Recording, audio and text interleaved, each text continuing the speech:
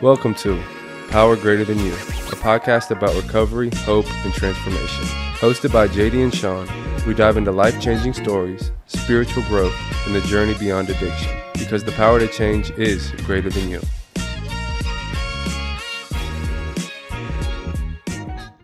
What's going on, everybody? Welcome to Power Greater Than You, Episode 3. My name's Sean Mobley, and with me, as always, JD. Hello, everybody. And we have our guest today, Lutz. Welcome. So good to have you here. So happy to be here. I met Lutz at some 12-step meetings and meditation meetings, which were great. And so we're really glad you're here because I know you know quite a bit about meditating. You get into that meditative zone. But let's talk about emotional sobriety Oof, what first. a great topic. So, 2+ years ago, I was, multiple times in my life, but at a really difficult point in my life. And my friend, kind of low on money, really couldn't go to therapy, just trudging, one of my favorite words, trudging life in general. And my friend offered me to go to a 12-step meeting.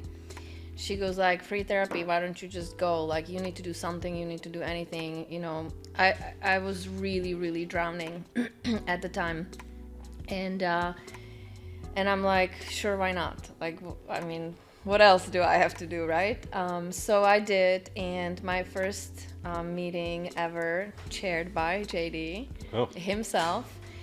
And so we sit down, and I'm kind of like, feeling, when you first time walk into a place. Yeah, like really like, don't know what to expect. What am I doing here with these? What am I doing here? Alcoholics and these drug addicts and these. And yeah, it's super intimidating, right? And then you start, and the topic is emotional sobriety. And I don't identify as an alcoholic, but I identify, in some way addicted to behaviors, patterns, Sure. fear, pain, suffering, self-sabotage, all of that kind of stuff, right? And then so emotional sobriety hit me like a ton of brick. It was perfect. Good, yeah. And then I'm like, oh my God. Like, and everything that was said in that meeting, and I already had some meditation under my belt, and I was into yoga for a long time, and I was into some level of personal, growth and development on my own, without any support though, right? Right, so you're doing it all alone. All alone, so no this guidance. Clubhouse where we have the meetings is called Yana, which stands for You Are Not Alone. So that's like as soon as you walk through the doors. Yeah. Like you said, you heard a lot of good information on emotional sobriety that day, right? Yep. I heard exactly what I needed to hear to keep coming back, for a while and start exploring, Great. 12-step program that, in my opinion, even not identifying as an alcoholic for, specific, for alcoholism specifically, I so connected with the message, and I so connected with the steps, and everything just kind of clicked for me. Nice. Yeah. Well, shout out to your friend for, being in that dark place and suggesting a 12-step meeting. None of the guys I was hanging with, drinking with, drugging with, nobody would have suggested any type of help to me. Definitely not. I'm like, come to the bar and drink with us. So shout out to friend first off. So you said you didn't identify as an alcoholic. Mm-hmm. Now we're here today. Mm-hmm. Do you identify as an alcoholic? No. No. Okay. I do identify myself, like in the meetings, I identify myself as an addict, but not to a substance still. I relate to everything that's being said. I relate to alcoholism from my own perspective, right? From my own, because the mental obsession, if you will, and the behavioral patterns are there, right? And it's just, for me personally, the step of alcohol is not there. I go down without it on my own, if that makes any sense. Yeah, I think we talked about it. Like, you can take the word alcohol out of the book and you can sub in anything you want. Yeah. Agreed. I mean, there's so many addictions. I think we were talking about as well. Like, you can be addicted to like feelings and emotions. I mean, you're talking about gambling, sex, porn, food. All of it. Rattle them off. Jelly beans. We're We're doing an episode on jelly beans. Seriously, that's coming up. Hey, because I could say I'm addicted to jelly beans. No, yeah. So talk to me about some of the things that you identified with then. What things were you going through? What were you addicted to that made you relate to the 12-step meetings? Self-sabotage, primarily. In any way, shape, or form, I was not able to have clear thinking. I would always, I would always mold myself specifically to please others in any way, shape, or form in order to achieve connection, primarily. So whatever, remnants of childhood, upbringing, societal conditioning, I think as a woman also partially, trying to mold myself into being something that I wasn't, in order to belong, in order to feel validated, and in order to feel loved. I mean, it sounds like, we like to say, the 3-letter program. I don't know what that program is, but... My name's Sean, and I'm an adult child. Oh, yeah, you're an adult child, yes. I mean, it definitely feels like that, Like, I grew up with things, too, where, you're trying to meet standards. For me, trying to meet standards of my family, coaches, people around me, being in different environments, and I try to make myself that to fit in, adapt. But yeah, what about you, JD? And, well, I mean, I heard right away, and thank you for telling us that story. Right. There's a microphone in front of you and you're sharing vulnerability, right? And so that's kind of where the recovery starts. Yeah. But when you went in there, you heard other people that probably like, man, that guy JD's a little more messed up than I am. I feel really good about myself right now. But no, in all seriousness, being vulnerable. The other thing that I heard in your opening remarks is that you had the willingness to come to a meeting. Well, I mean, I was in so much pain, like I was ready to take myself out in some way, shape, or form, even though this is part for me, at least I have a 13-year-old son, so I would never do that, which made me feel really stuck. And it made me feel like there was no solution for me, right? And it made me feel like, well, how am I gonna live the rest of my life in this state, right? Like it was just so much darkness, with no escape. And then so, when I started my recovery, to your point, JD, the vulnerability of the people in the rooms, I think that was something that really resonated with me, because like I felt like I was so alone, and I couldn't really connect on, in the suffering with anybody. Everybody, in a way, for me, that's where I was at the time, a lot of self-pity and self-centeredness, but like I felt really devalidated and dismissed and unheard and invisible, and in the rooms, I heard other people feeling that way. So for me, there was truth spoken, and that really meant so, and it still does, right? Because there's a lot of people who are just not interested in looking at themselves and reflecting upon their behaviors. They're just going about, their life, whichever way they so choose. I used to say, hey, and that's okay. I'm not changing. Right, that's okay. But I like to connect with people on a level that's honest, and there's a willingness for depth and vulnerability. And like, where else can you go in the world? Nowhere. Right? Where you can go tell somebody, hey, I'm suicidal. And like everybody in the room's like, yeah, I've been there. I get you. I feel you. Like, and you mentioned knowing that there's a solution. There's a solution, and it's funny you mentioned self-centeredness, because I think we can look at selfishness as definitely when I was younger, like, oh, I'm not willing to give something up, or I'm trying to take something from the situation. But self-centeredness can be, Well, I'll give you an example. Give me an example. So I want to eat pizza, but I'm gonna say, hey, Sean, where do you want to go for lunch? And then you'll be like, how about sushi? It's your turn to pick. And I'd be like, I don't know about sushi, but there's a great pizza place right down the street. Have you been there? No? Well, let's go there. Right. So that's manipulation, self-centeredness, And by the way, when I'm doing it, I don't know I'm doing it. It's not like, oh, Right. this is how it is. So, the self-centeredness, I never know. It's very much in denial. And when I'm drinking and drugging, like, I don't have the problem. You have the problem. Right. So I love this example because as I move through my recovery, for me, at least, the awareness of how I am thinking about what am I going to say.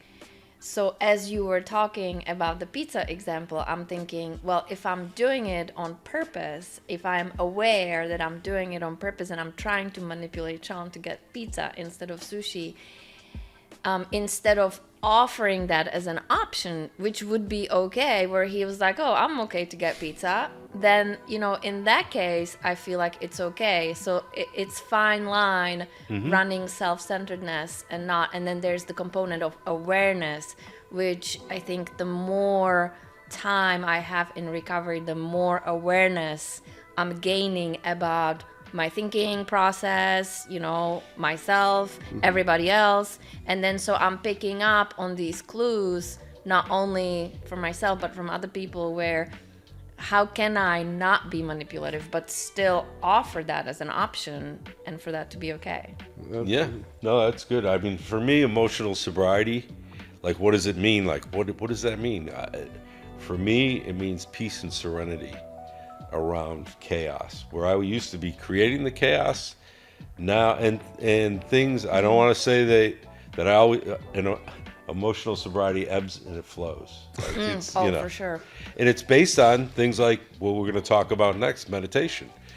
So there's all these different things that I can find in emotional sobriety. Also, I can is my ego is driving me away from that. So once I'm not drinking, and once I'm not drugging, I'm still the same guy. Correct. So that's messed up. And that's where the work starts, right? That's where, like, we do that serenity prayer, grant me the serenity to accept the things I cannot change, courage to change the things I can, and the wisdom to know the difference. Yeah, absolutely. So what, you forgot that prayer? I've got it so I don't forget it. Okay. Yeah, absolutely. Did you get that tattoo before you were sober, or when? No, after I was sober. Yeah, after definitely after I was sober. Okay. But yeah, so he told me to do a little bit of yoga. A lot of yoga, and there's obviously, okay, maybe people don't know, but I know I'm a part-time yogi. Yeah, I did not know that. I used to have a private instructor. Shout out Mike, man. If you want to come on the pod, shout out Mike. Mike, let us know on his yoga pants too. I really like. If you have any pictures, send them in. But yeah, so talk to me about some, I guess, ways yoga, meditation relates to your recovery. So interesting, because I think yoga partially started me on the journey of recovery, because through yoga, for me, that's how I started to gain some level of awareness of what was going on within me, right?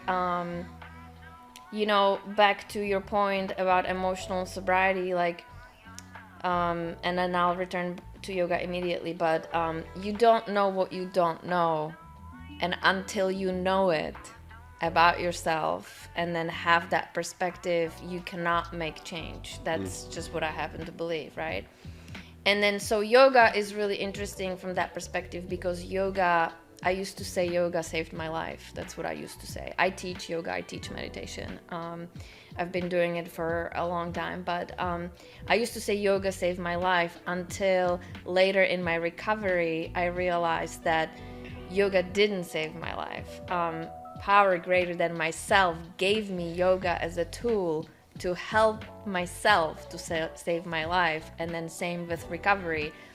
Power greater than myself gave me recovery as a tool, or 12-step program as a tool to continue to saving my life, or continue to help me save my life.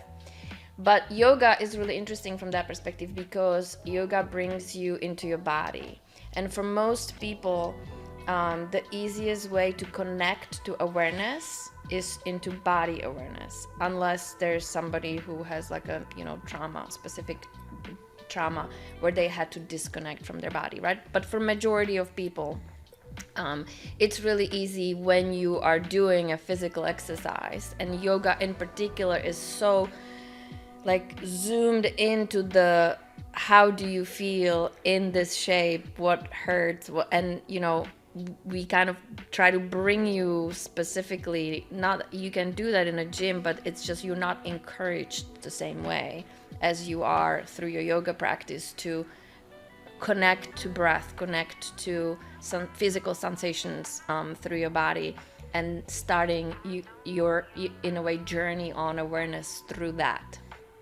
Yoga is a moving meditation, so that just brings you right back into meditation, because yoga is just one of the ways to get yourself into meditative state, which is state of observation of whatever is going on, and then you're flexing the muscle of your awareness, or right muscle of it. It is a practice. Absolutely. It is a practice, because when it comes to meditation, it's tough. It's tough for me. I mean, I find that. So I don't. I just picture us in the morning meditation meeting, just like whipping out mats and doing yoga. You know what I'm saying?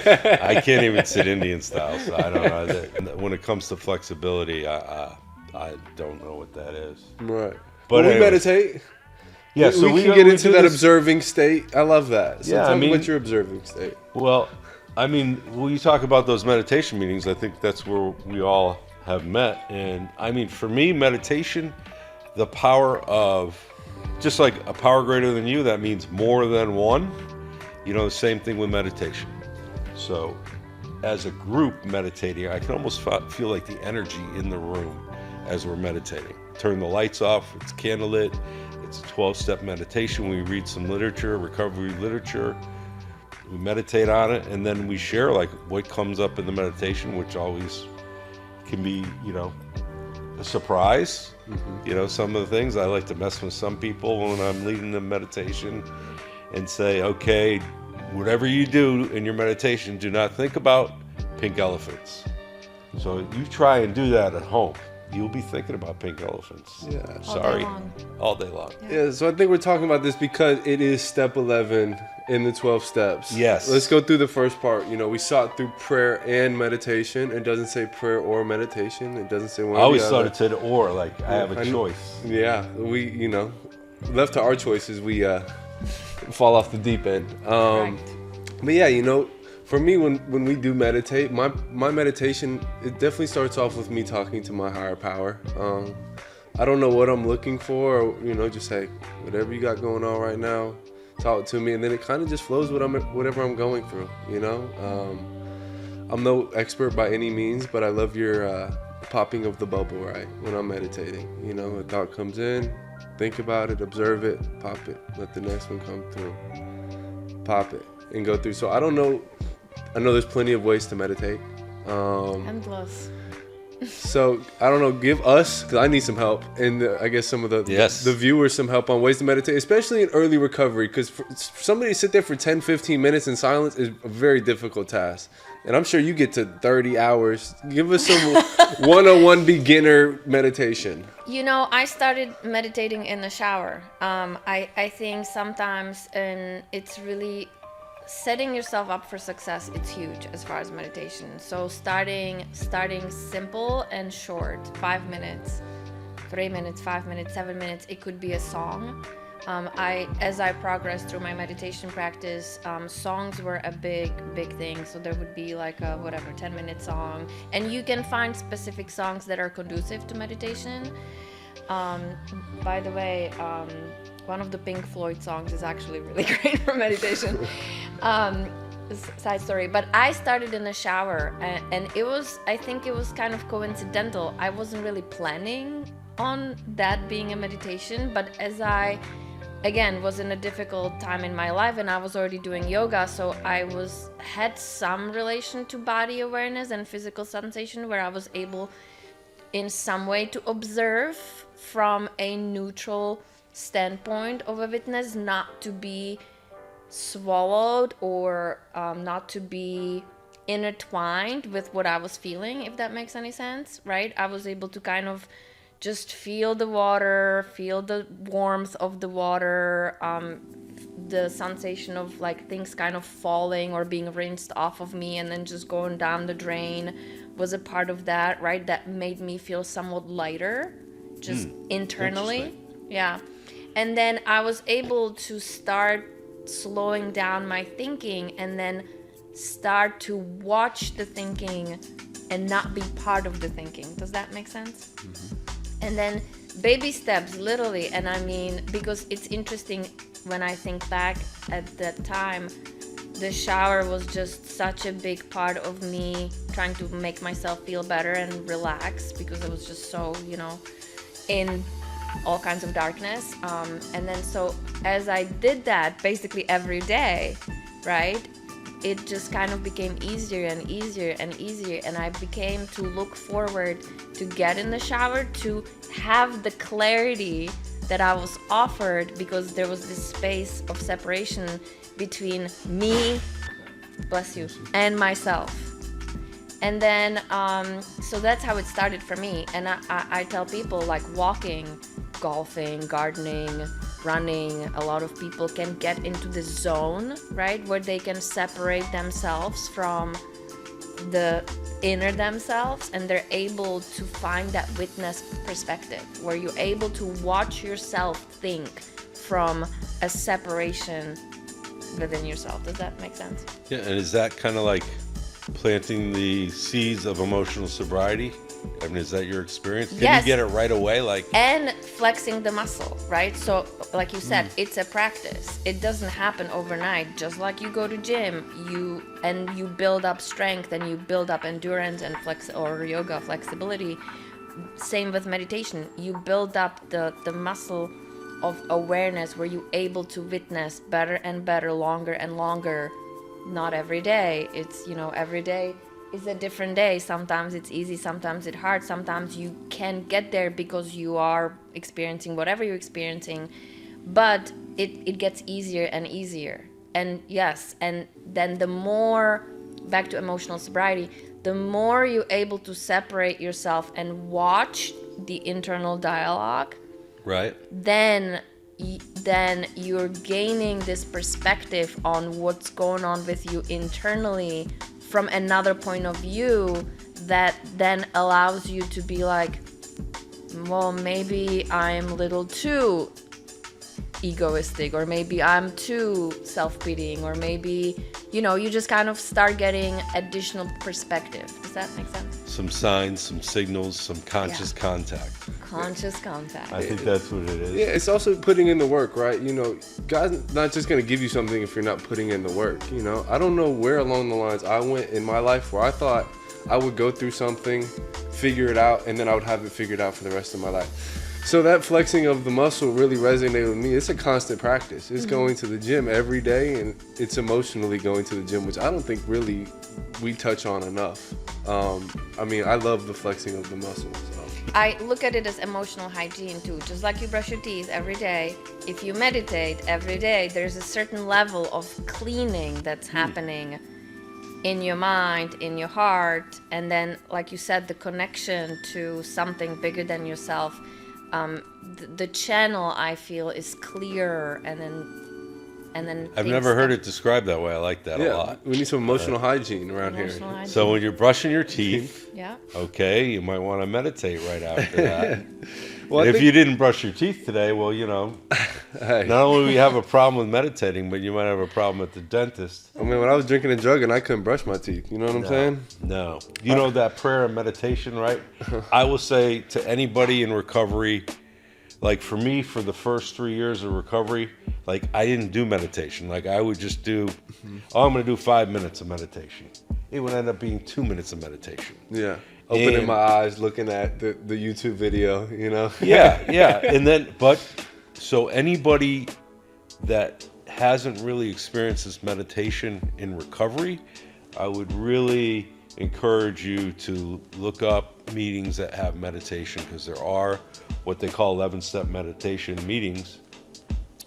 So you can do the prayer and meditation, not the prayer or meditation. Oh, one more quick question. Mm-hmm. So I'm guessing, was it Dark Side of the Moon, Breathe, the song Breathe from Pink Floyd? Man, I can't really honestly, why? I don't know why I can't think of it. Just right say now. yes. Yes. Okay, cool. Well, I guess that kind of brings us into like the second part of step 11, right? So we saw through prayer and meditation to improve our conscious contact with God as we understood Him. Praying only for knowledge of His will for us and the power to carry that out.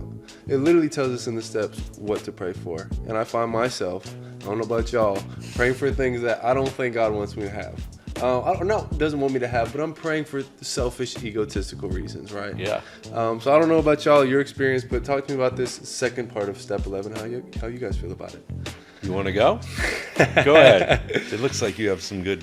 Well, so I think it's a little tricky question, and I think as we're moving, or for me, as I'm moving through my recovery, I used to be very critical and hard on myself at all times. So for me specifically, giving myself the permission to actually ask for the things that make me feel good about me, I don't necessarily consider that bad, which goes to the exact, I would say, opposite of what you're saying.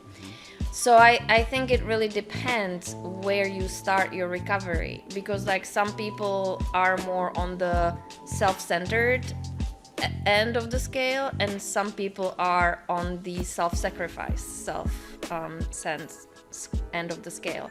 And I think based on that, what you pray for, to your higher power is different and valid. So I would say for what I pray for, that's for me, may not be what God doesn't want from me because I need it in order to reach the center of the scale. Where for you, for example, you may not need it because you need to humble yourself. Does that make sense? Yeah, absolutely. I feel like sometimes with me, prayer too is checking a box. Sometimes I feel like I'm trying to check a box when it shouldn't be that way. My higher power, I should love Him more than I love anything out here, right? I should. But it's difficult, right? It's a tricky task. Yeah, I mean, in the 12-step recovery programs, Right. all of them, first of all, it's a spiritual program. So it's not about drugs, it's not about alcohol. It's about finding a power greater than yourself. And then once you start going through the steps, it talks about, when you do pray, what should you pray for? And there's just only two specific things. And I didn't believe it, but I started to do it. And, it's to pray to have a better relationship with my higher power, God, great outdoors, whatever you want to call God. And to also to be of service to others. That's it. And so what I experienced is when I'm praying to my higher power, I'm less egocentric. And when I'm praying, how can I be of service for these other people?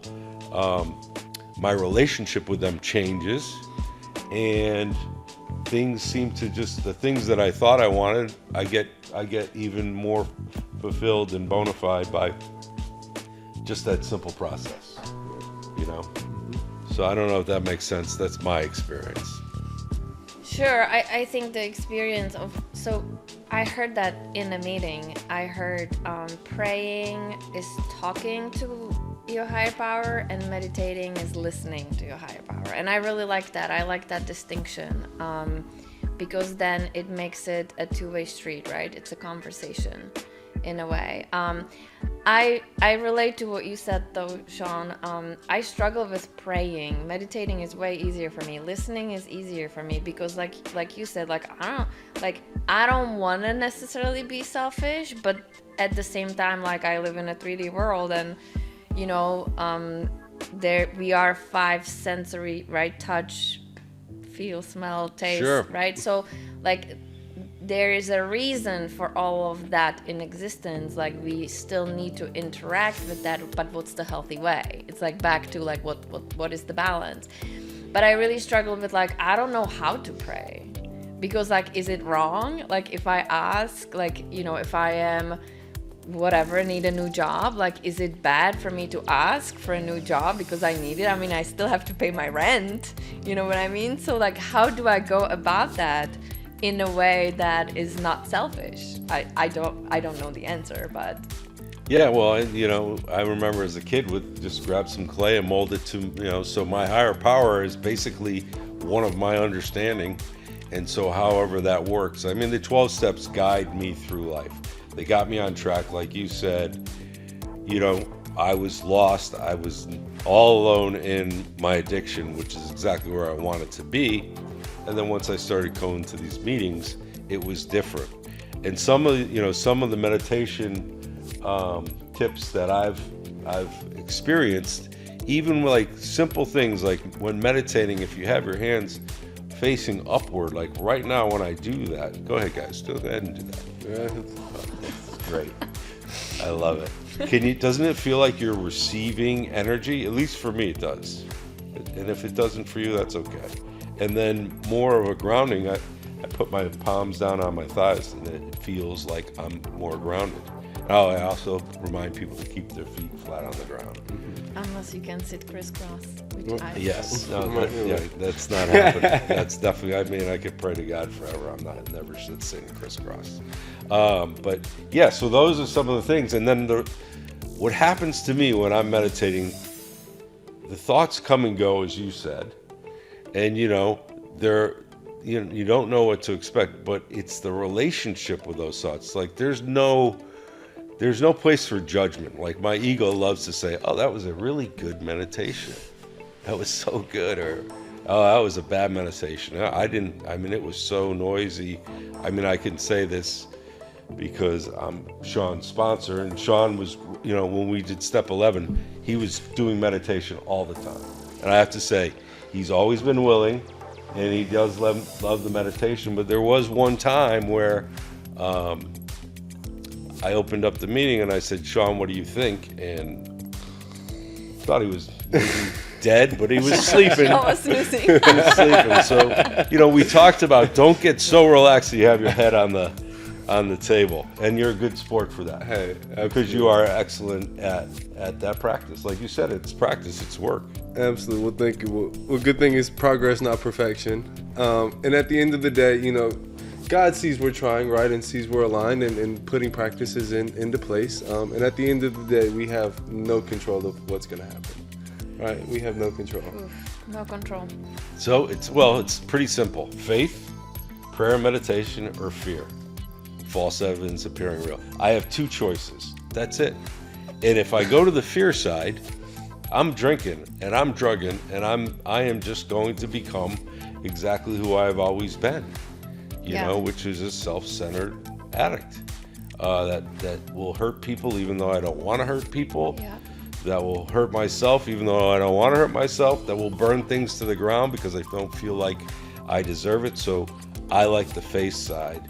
And I don't think you mentioned this, but you're not wearing it today. But we have these bands that says "Pray First." Mm-hmm. It's an orange band. It's great because I'll call my sponsor and I'll be like, "Hey man, this is going on." And he'll say like, okay, did you pray first? Like, don't make me your higher power. Why don't you pray and then get back to me? So, I'm so glad that we're all here talking about meditation as the emotional sobriety starts to flow through. And like we said earlier, we really have to work hard at it. It's like a daily practice. We gotta flex the muscle in order to make it grow. Yeah. This is a muscle too. We forget it. I forget it. Yeah. This is a muscle up here. So before we close this thing out, what are you working on for 2025? What does Lutz need to make happen this year? Oof. Well, I really like what JD just said, fear versus Faith. Thank you. Fear is one of the things that has been very dominating in my life, just in general, and sometimes very unconsciously. Like I didn't even know I was necessarily afraid of certain things.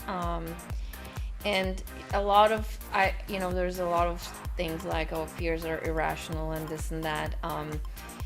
But I don't necessarily always feel that way. Like fear can be very, very paralyzing and very debilitating and very damaging to oneself if goes unchecked, right? So faith, I love what you said, because you're right. Like, I have two options. I can either be in fear, which, the slide to darkness happens really quickly, and then once it gains momentum, it's bad. And then it's just everything goes wrong, and then the internal implosion is just not good. So faith is my other option, right?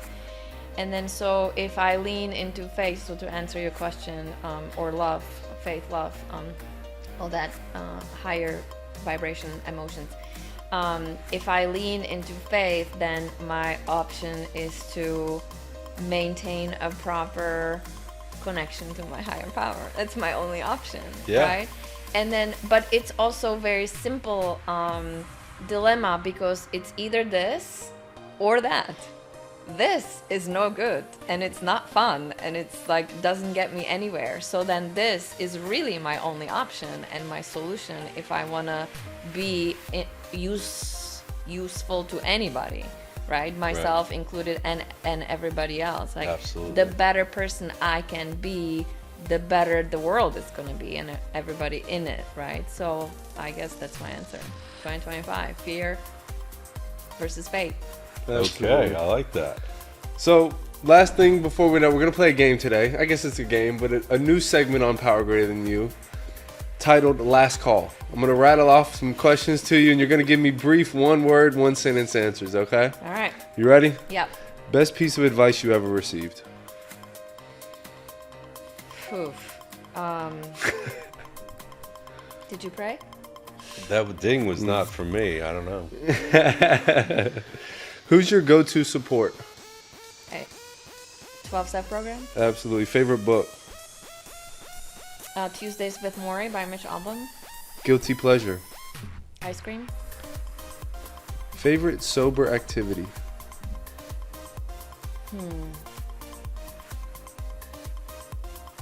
Laying down, watching the sky. One word to describe recovery. Truth. Song that pumps you up. Don't know. Okay, favorite song.